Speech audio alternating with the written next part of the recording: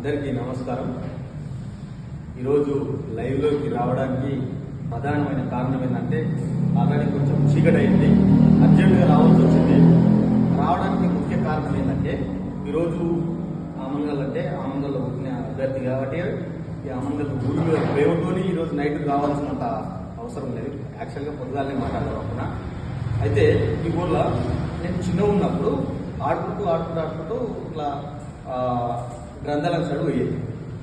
వినాయక చవితి అని చెప్పి మార్కండేయ యోజన సంఘం ఆధ్వర్యంలో నేను చిన్నగా ఉన్నప్పటి నుంచి రచ్చకట్ట కాడ వినాయకుడిని నిలబెట్టేది, ఎంటర్టైన్మెంట్ చేసేది. ఊరు ప్రజలందరూ ఆడికొచ్చి ఆ విధంగా ఆ మార్కండేయ వాళ్ళు చేసిన ప్రోగ్రామ్స్ కానీ నాటకాలు కానీ అలాంటి ఆర్కెస్ట్రాలు కానీ చిన్నప్పటి నుంచి చూసేది.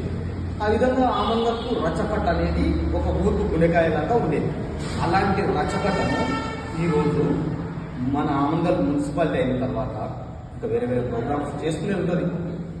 మన మన ఊరుకు అభివృద్ధి గురించి ఏదైనా మాట్లాడుతూనే ఉంటుంది. రచ్చకట్టను అకారణంగా మున్సిపాలిటీలో ఇన్ఫర్మేషన్ ఇవ్వకుండా అకారణంగా అమాతం తొలగించి పక్కకెట్టేసి వినాయకుని నిలబెట్టేది.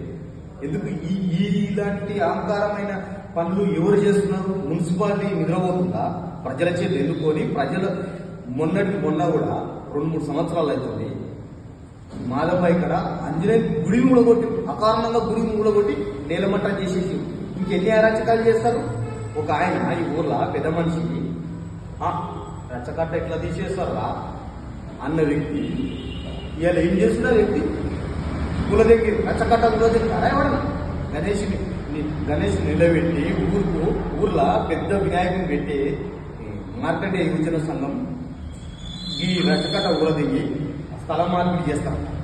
ఈ నుంచి అటు తీసేయడానికి కారణం ఏంది? అసలు ఎందుకు ఇంత ఇక్కడ యూపీఎస్ స్కూల్లో విద్యార్థుల గదులు లేక అల్లాడిపోతుంటే అది కూడా తెంపుకుంటా ఇది కూడా తెంపుకుంటా మంచిగా ముందు తెచ్చుకుంటా చేసుకుంటా అభివృద్ధి మీద లేని ఆలోచనలు ఇట్లాంటి ఆలోచనలు చేసి దేనికోసం ఏం పబ్లిక్ ను ఈ ఆమంగంలో ఎడారి చేసి సరిపోలే. విద్యా వ్యవస్థ లేదు, అది లేదు. అంబేద్కర్ యువజన సంఘం ఆధ్వర్యంకి వెళ్ళి ధర్నా చేస్తాం ఊరి కోసం. మర్యాద చెప్తున్నా, ఎంపీడీఓ గారిని కలుస్తాం, ఎంఈఓ కలుస్తాం, మున్సిపల్ కమిషనర్ కలుస్తాం, సార్లు పెద్దవాళ్ళు ఆర్డీఓలు కలెక్టర్ ప్రతి ఒక్కరిని కలిసి ఎందుకు ఊర్లో రచ్చకట్ట తీయాల్సినంత అవసరం ఏముంది? మీరందరూ కలిసి ప్రజల చేత ఎన్నుకోబడి మీ అరాచకాలు చేసేది. వేరే ఊళ్ళతో కుమ్మక్కై గుండ్లదండ వాళ్ళతో ఈ రాజకీయ నాయకులంతా కుమ్మక్కై ఇది చేసేది.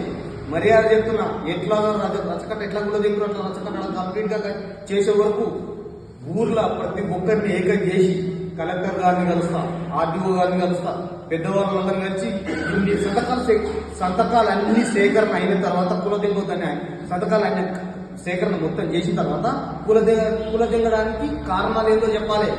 నేను చెప్తున్నా, విలేకరులను కలుస్తా, ప్రతి ఒక్కరిని కలుస్తా. ఇబ్బరు అరాచకంగా మొత్తం కబ్జాలు చేసుకుంటే ఏడబట్టే మీ ఇష్టం వచ్చినట్టు చేస్తే చూసుకుంటూ ఊరుకునేది ఖచ్చితంగా చెప్తున్నా, మర్యాద చెప్తున్నా. ఊరు నాశనం చేస్తే మాత్రం మీరు ఊపుడురేమో కానీ నేను నా పేదవాళ్ళ శాలీవ అందరినీ ప్రతి ఒక్క కులాస్తున్నా నేను కూడా కలుస్తా.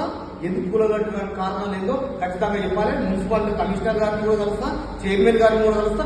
కారణం ఏంది? అసలు కూర్చోడానికి కారణం ఏంది? మీకు ఏం నొప్పి ఉంటే ఏమైంది? 30-40 ఏళ్ళ నుంచి ఏం నొప్పి? ఇప్పుడు ఏముంది? పట్టపగలు క్లోజ్ చేయాల్సినంత అవసరం ఏంది?